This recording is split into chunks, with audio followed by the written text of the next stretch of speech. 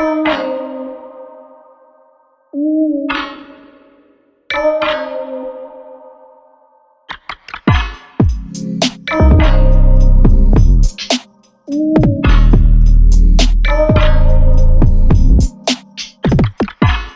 energy technologies that the world elites have been suppressing. This is part 1 on quartz crystal. Now check this video out. We have 2 quartz crystals here, and I'm gonna rub these together. I'm gonna turn off the light, and you're gonna see something. Check this out.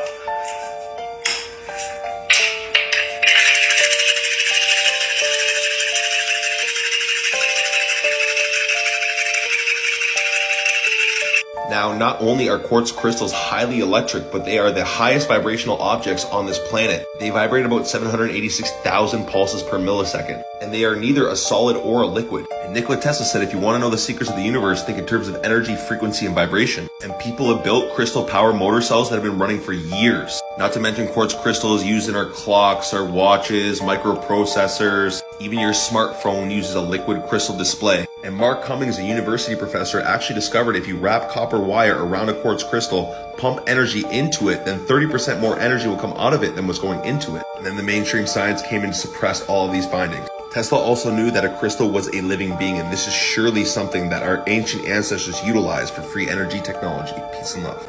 Trump as President of the United States in 2024. The program takes its ability to predict the future to a whole new level in the episode Bart to the Future from the year 2000, when it names Donald Trump as having served as President of the United States. During the course of the episode, Lisa holds the office of President. We overhear her speaking when she is in the Oval Office, and she says, "As you are aware, we've inherited quite a financial problem from President Trump. Trump was inaugurated as the 45th President of the United States in the year 2017. And also very possible in the year 2024. The secret history of Egypt not taught to us in school. Part 1, the lost labyrinth beneath the pyramids. Herodotus, the father of history, famously documented his visit to Hawara nearly 3,000 years ago. This is where he discusses the lost labyrinth of ancient Egypt. And he mentions the fact that the labyrinth had a massive underground section. He claimed that it was a work beyond words and was even more impressive than the pyramids themselves. The crazy thing is that this also aligns with a recent discovery made by archaeologist Dr. Voltaire. In 2015, advanced scanning technology using satellites discovered a massive underground system of channels and chambers beneath the pyramid at Hawara. Weirdly, there are actually 4 levels making up this underground system. First is the pyramid on the surface, then a Roman and a Ptolemaic level discovered by this dude in 1607. But in the new discovery, 2 new levels were found. The blue level 60 feet below ground, and the red level 130 feet below ground. Herodotus claims to have only been in the blue level, but actually only heard about the red level, so no one knows what could be down there. And don't let the 3D rendering deceive you. The tunnels are 107 acres long, which is around the size of 81 American football fields. Imagine it as an airport but hidden below ground. That's literally how big this thing is. 5 chambers in this labyrinth complex are larger than an Olympic pool, and all but 1 of the 82 chambers are larger than the average sized house. Since no one has explored this underground system, only speculation can be made about what it is. Some speculate it could have served as an underground bunker to survive an ancient cataclysm, or perhaps a place to hide and protect ancient knowledge. What would be the reason for its massive size, and is this a part of the labyrinth that Herodotus discusses? Thank you to Dr. Voltaire, who unfortunately recently passed. If it wasn't for her research, these underground tunnels may have been lost to history. If you want part 2, be sure to like and follow. The most sophisticated artifacts, pyramids, everything are all the oldest. It gets worse as it goes on. That's not supposed to make sense. There was some sort of very sophisticated civilization that was tens of thousands of years before that, and they were wiped out. We even see that. You go to the Egyptian Museum and there is beautiful igneous stone vases made of granite. And right next to them, in the same display, because they were found in the same place, there's a rough pottery vase that's not even turned, just put together by hand, and they've painted it with dots to make it look like granite, and it's shaped the same way as the granite vase. That's pure imitation. Like this here, you have a hard igneous stone vessel made with perfection, and right next to what's clearly an imitation of it, made from pottery, and they've even dotted it up to make it look like granite. The dynastic Egyptians, they do trace that back 30,000+ years. They have a list of kings and rulers that go back into that time. It's only in our interpretation and our archaeologists that really say, well, you know what, that's just myth and legend. A virus has contaminated the burgers, and they are no longer edible. And then they transform into these zombie-like creatures as a result of this. Great. Maybe this virus will mutate and begin to transform everyone into a zombie-like state. Viruses that can come back from the dead. They say warmer conditions are causing part of the Arctic's permafrost to thaw.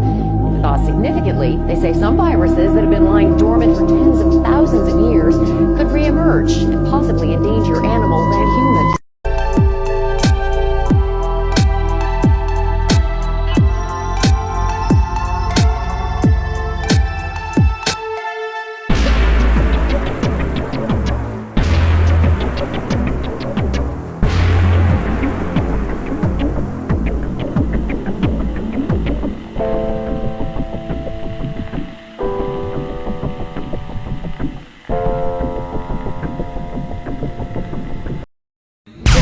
Predict public health and safety fears are rising. The information relating to the 2023 Resident Evil forecast made by the cartoon series The Simpsons has recently burst on social media platforms both in the United States and internationally. It is suggested in episode 4 of season 21 of The Simpsons that in the year 2023, the Springfield Burger restaurant, which is where the show's main setting is based, would create a new beef burger. This beef burger was made using a totally different way from the traditional one. First, the excellent beef is ground up and mixed with other ingredients to form feed, which is then given to the cattle. Next, the beef that comes from the cattle that were fed the same sort of meat throughout their development is used to manufacture hamburger meat. After trying the brand new beef burger, a reporter began to extol its delicious qualities. However, the reporter suddenly went insane and began biting other people. As a result, the whole town quickly descended into insanity and the majority of the population turned into zombies. After it was revealed that Bart was born with antibodies to the virus and the remaining survivors reliant on drinking Bart's bathwater to live, the Resident Evil dilemma was resolved by Bart, the son of the Simpsons character Homer Simpson.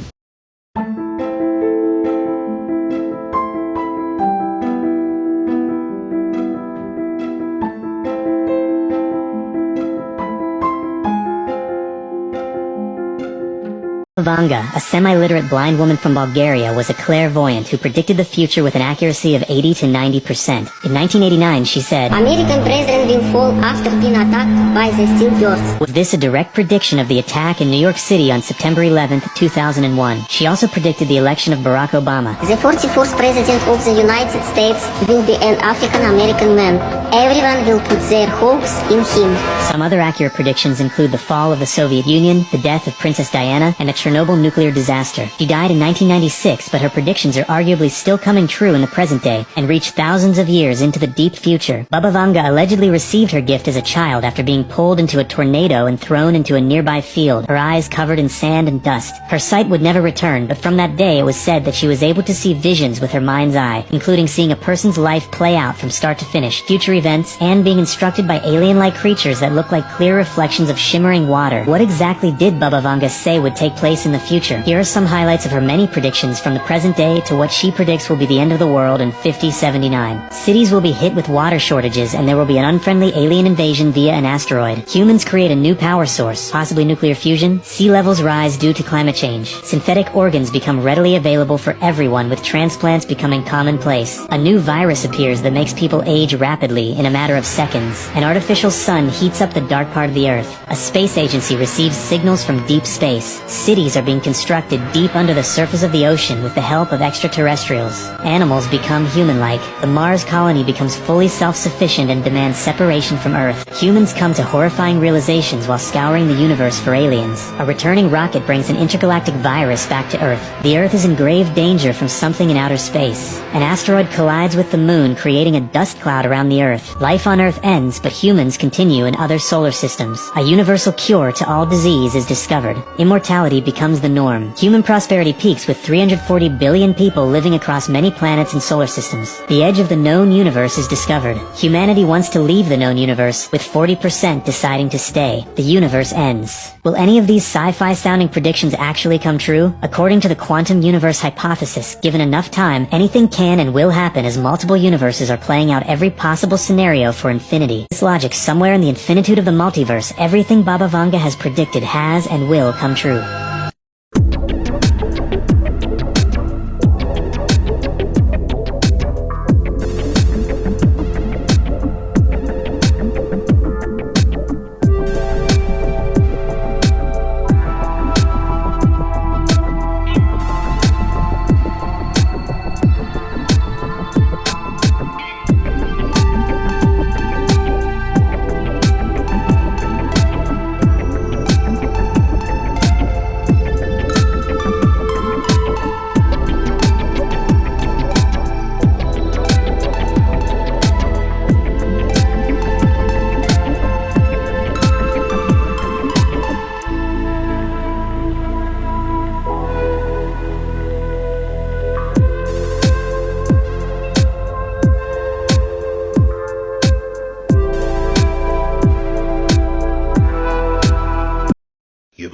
heard stories from the past about these knights, but I bet you've never seen weapons like this. Did you know that knights was using weapons that could generate and shoot out electricity? Oh my days. I want you to take a good look at the handle of this sword. Coils generate vortexes. Vortexes create an electromagnetic field. Magnetic field conducts currents in and out lines of force in a torus circuit. It is said, when parrying with a flame-barred sword, unpleasant vibrations can transfer into the attacker's blade. These vibrations cause the blade to slow contact with each other because additional friction is encountered with each wave. X-rays of a Bronze Age sword grip's intricate designs indicate some sort of tech. The question is, why? This is a modern day example of that same weapon in use. They was able to convert natural atmospheric energy into electricity, and underneath their armor they will be wearing special protective grounding suits to prevent them from electrocuting themselves. Trust me, brother, the truth is stranger than fiction. Brain crisis. 1998 was the year that The Simpson Tide, the 19th episode of Season 9 of The Simpsons, had its debut. During the course of the episode, a delegate from each nation attended a United Nations meeting where they discussed the respective nations' future intentions. The envoy from Russia said that they wanted the other nations to believe that the Soviet Union was in the past. This remark was made by the Russian representative. After then, there were some shots showing the flag of the Soviet Union being hoisted along with some troops queuing up. It is claimed that this terrible forecast was the most recent one that came true in the year 2022. 2014 was the year when Russia officially took control of Crimea, and in February 2022, Russia launched an invasion of Ukraine and began conducting airstrikes on Ukrainian residents.